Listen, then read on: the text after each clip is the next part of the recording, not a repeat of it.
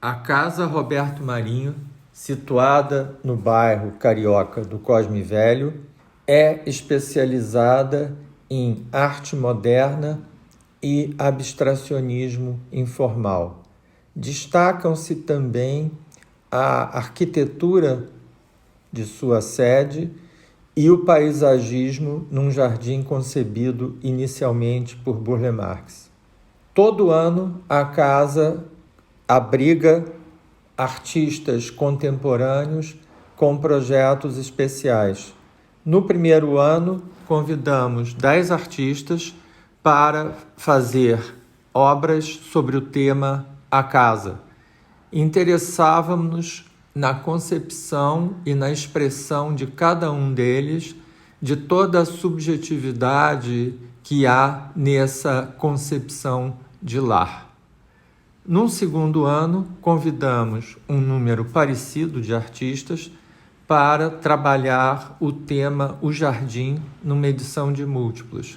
Interessávamos-nos não o jardim específico da Casa Roberto Marinho, mas sim o jardim interno de cada um e de cada espectador. E neste terceiro ano, nós convidamos Raul Mourão, Cristina Canali, Antônio Manuel, Beth Jobim e Valtércio Caldas para, cada um em uma sala, escolher obras do acervo da coleção e executar obras em diálogo com elas.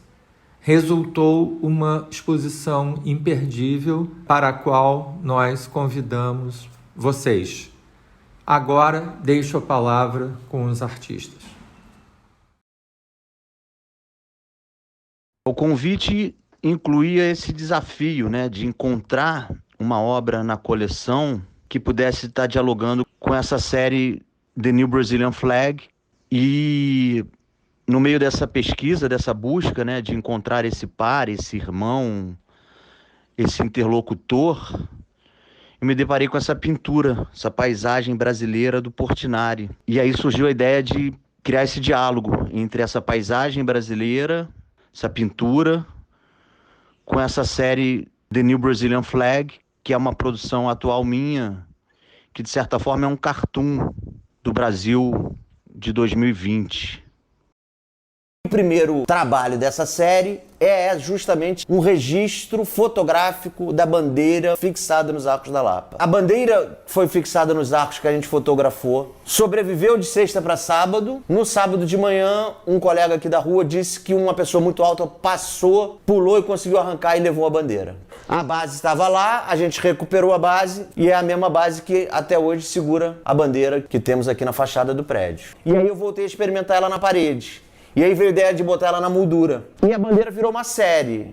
Aí, experiências com formatos, experiências de recortes diferentes do tecido. O trabalho começa a circular por causa dessa grande tiragem de 666 exemplares, por causa do preço acessível, por causa da causa que ele apoia. Então várias pessoas começam a ter essa bandeira em casa. Mas então o trabalho teve essa circulação e é um desejo meu, assim, como se fosse uma bandeira, como se a pessoa pudesse fazer em casa. É um trabalho do it yourself. Eu já estimulei que as pessoas façam para criar essa imagem nova, esse grito, esse cartoon.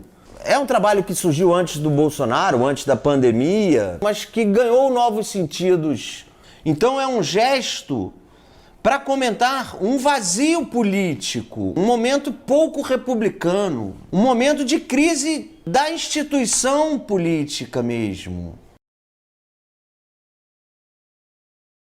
No meu trabalho como artista plástica, eu me refiro constantemente à memória das imagens. E no caso da pintura, é uma memória de pelo menos 500 anos. Foi para mim um presente poder produzir esse diálogo poético numa coleção de artistas modernistas, como é o caso da coleção da Roberto Marinho. Eu procurei um elo entre a figuração e a abstração, dentro de uma estética de retrato. O retrato normalmente é uma face neutra, relativamente passiva em relação ao observador. Comecei pelo Di Cavalcanti, um retratista clássico do modernismo brasileiro, e fiz esse elo até Rubem Valentim, que é um artista mais recente e abstrato. Procurei também criar paralelos com o meu trabalho dentro de um contexto das cores, da composição, da forma de tratar a imagem, o contexto da imagem. Eu acho que a minha sala, ela tem esse ricochete de diálogos poéticos.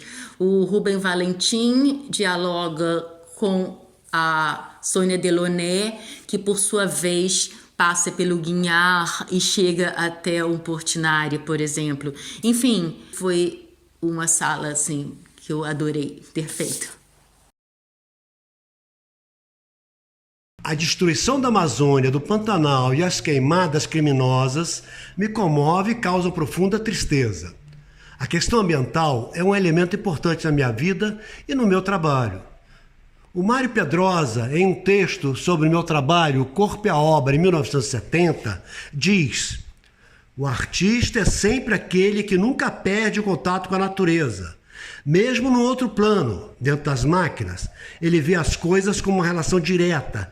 Ele e o mundo, ele e a realidade, ele e a natureza.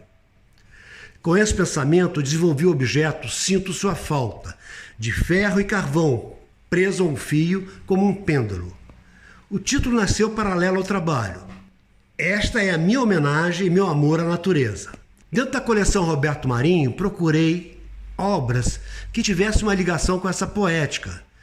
Nesse sentido, as pinturas do Pansete são extraordinárias. Eu sempre admirei o seu trabalho, chegando inclusive na década de 70 a criar um roteiro de filme, que infelizmente não realizei. Junto com Sinto Sua Falta e as obras de Pansete, apresento as esculturas, frutos do espaço de 1980, que serviram como estudo para a instalação do mesmo nome em tamanho maior.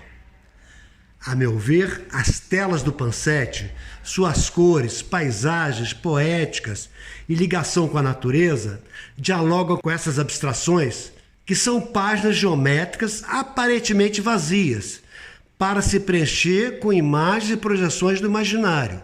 No Abaeté tem uma lagoa escura, rodeada das cores do Pansete e dos frutos do espaço.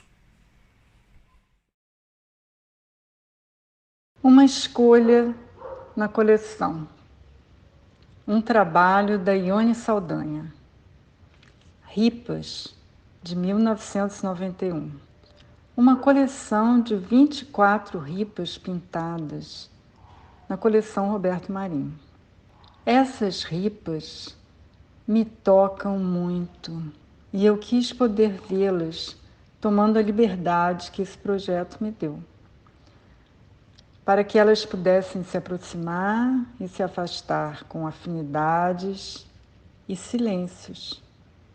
E nessa trama, que são as relações entre os artistas e suas obras na história, eu enlacei algumas telas costuradas em linho para conversar com a Ione. As ripas são pintadas em muitas cores e trazem a pintura da Ione para esse suporte frágil e precário, quase como se não fosse mais uma pintura com P maiúsculo. Mas ainda assim, sendo uma grande pintura. Os meus linhos recobrem os chassis com pintura também, mas aqui são feitas com linhos coloridos e crus, cortados, costurados ou preparados com gesso para pintar por cima. Lado a lado, próximas ou afastadas, essas pinturas vibram, se expandem e ocupam o espaço num enlace. O momento antes dos nomes. Na tentativa de introduzir o que se passa nessa exposição, lembro que a simplicidade deve muito à complexidade e que as obras de arte assistem indiferentes a esta comparação. Sempre que falamos ou escrevemos sobre obras de arte, deveríamos usar algodões entre as palavras. Surgiriam daí novos silêncios. Estes algodões seriam a sorte revelada pelo que não sabemos, rupturas na perplexidade. Uma seleção intencional de objetos é sempre uma cisão na neutralidade do óbvio, uma interpretação parcial do mundo, resultado da lacuna inevitável entre as coisas e o que lhes falta. Aqui, esta escolha privilegiou algumas pinturas que pareceram ameaçadas por sua condição bidimensional, como se duvidassem da ficção das formas planas. Lembrando que pinturas também são objetos de madeira, tecido e tintas, respondo com as matérias explícitas das formas construídas na intenção de enfatizar a autonomia das obras expostas. Suas diferenças também falam por elas, e que aconteça o que nunca houve. As situações deflagradas por essas obras ou pela relação entre elas desafiam as evidências de um mundo onde tudo ou quase tudo é exceção, e o fazem num ritmo que desorienta as soluções imaginárias. Até mesmo seus próprios nomes parecem estar contidos na matéria desses objetos, numa perfeita simbiose de suas formas. Objetos são suas imagens completamente sólidas. Quando se desconhece uma tradução para o que é percebido apenas pela comoção das formas inexplicáveis, a escrita se espanta e não há demonstração. Palavras e noções nunca serão volumes, mas refletir sem elas seria como mentir para espelhos. Na hipótese de haver uma dicção por imagens, deveríamos nos divertir com esta nova figura de linguagem. Estou falando do que não pode ser visto, e aí está o paradoxo ou seu invólucro, o enigma. Mas enigmas não se resolvem. Enigmas alimentam-se tão somente de suas dissoluções, como as abelhas e seu mel. Com a exaustão dos para sempre, as fatalidades se conformam não exatamente como nós, seus videntes, que desaparecemos. Elas reaparecem extasiadas num movimento constante e sem confirmação. Afinal, existe o tudo? E existe o que não acontece fora dele? A novidade, então, estaria nos objetos capazes de filtrar as mais variadas dimensões e no olhar sendo superado pela transformação da coisa olhada. Podemos sugerir agora que aqueles algodões mencionados anteriormente celebram o estado em que as palavras não encontram mais suas coisas, pois estas, subitamente, já são outras, bem mais reais e mais claras do que aquilo que possa ser dito sobre elas. Só há uma forma de duração desde o início, uma arte. Valtércio Caldas, fevereiro de 2021.